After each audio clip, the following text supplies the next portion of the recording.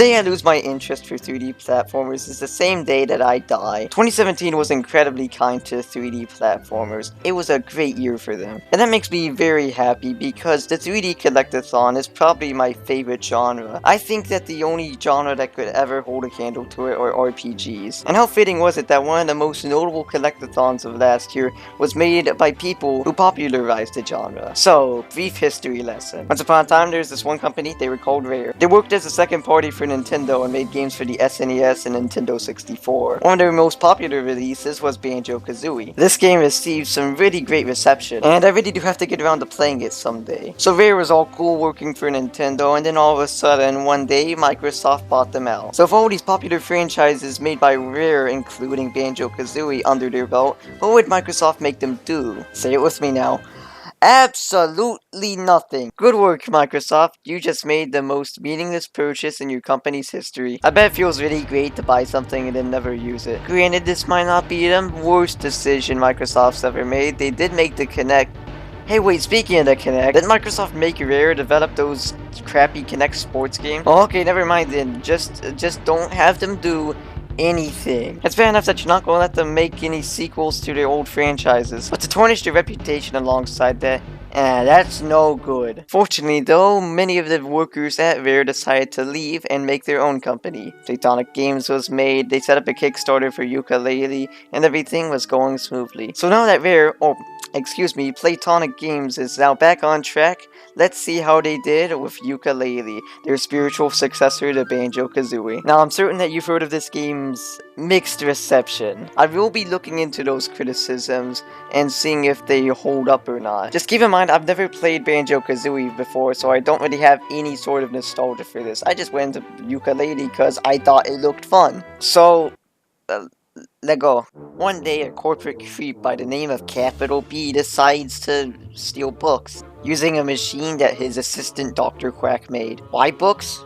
I don't know. Look, man, if you want to make money, then start making video games. Loot boxes and microtransactions are the way to go. Anyway, the machine ends up taking a book from a pair named Yooka and Laylee. So now they're off to take it back. However, the pages have been separated from the book. So to get the pages back, you need to explore Ivory Towers and find the Grand Tomes. Now, the Grand Tomes are the worlds in this game, and Ivory Towers is the hub that separates all of them. So after making it through tutorial land, you get inside of Ivory Towers, and the music here is great. It really makes me feel like I'm working for a corporate business.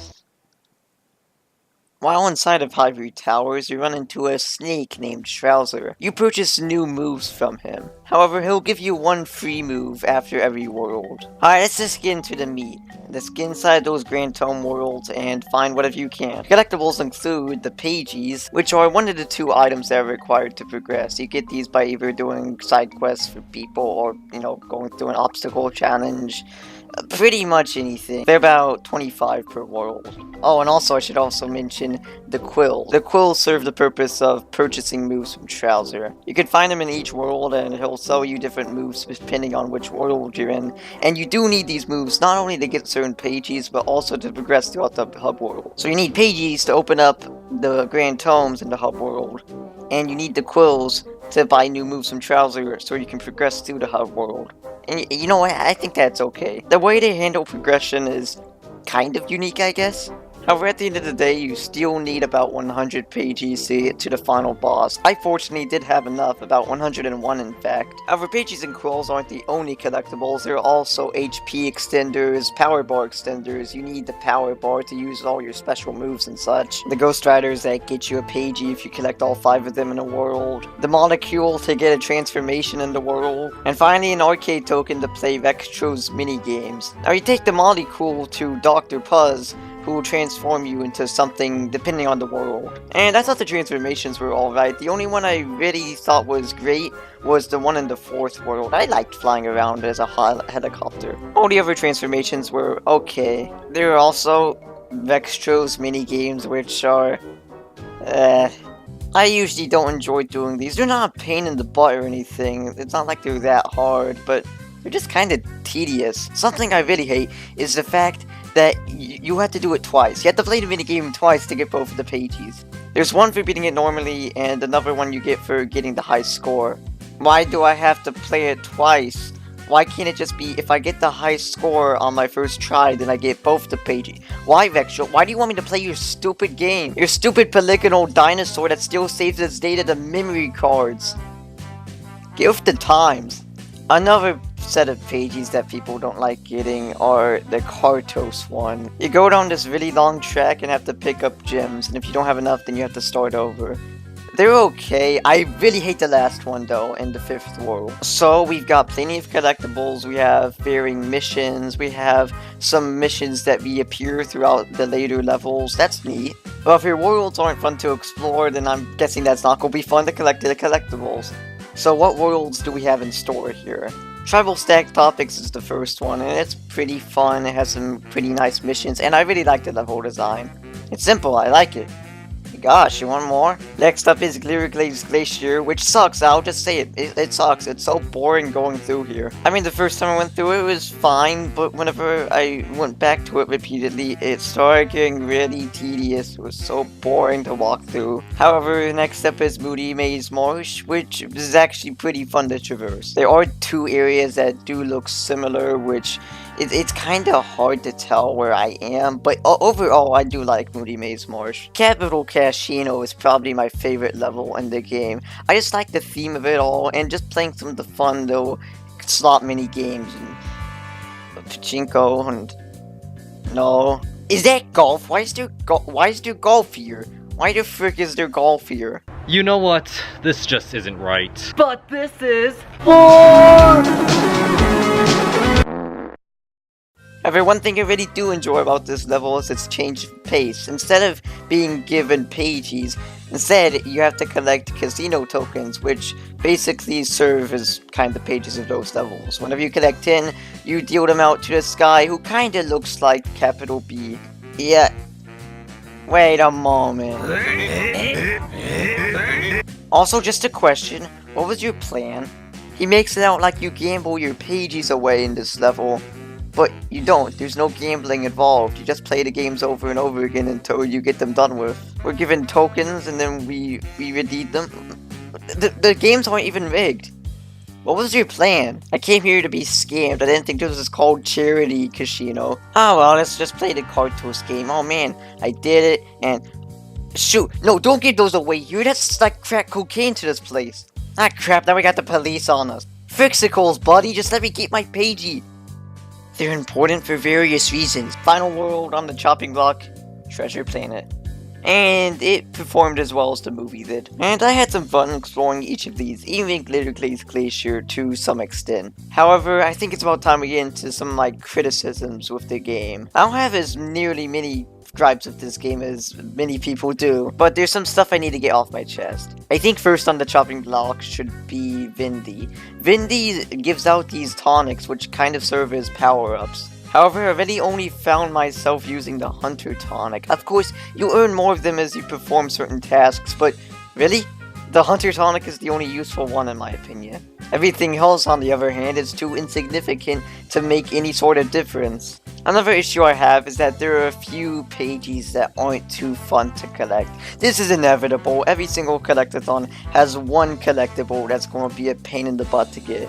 And Yooka-Laylee doesn't have very many bad collectibles, but whenever it's bad, it's really bad. In the first world, you have to find out where these Knights of Hammerlot have gone, and it's just a wild goose chase until you find the pagey. It's really not that fun, and it's not that hard to find out where the pagey is in the first place. But that's just boring. What about downright terrible?